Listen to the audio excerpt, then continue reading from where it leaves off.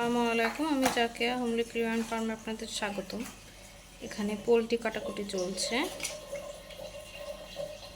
এখানে টোটাল 4টা পোলট্রি আছে।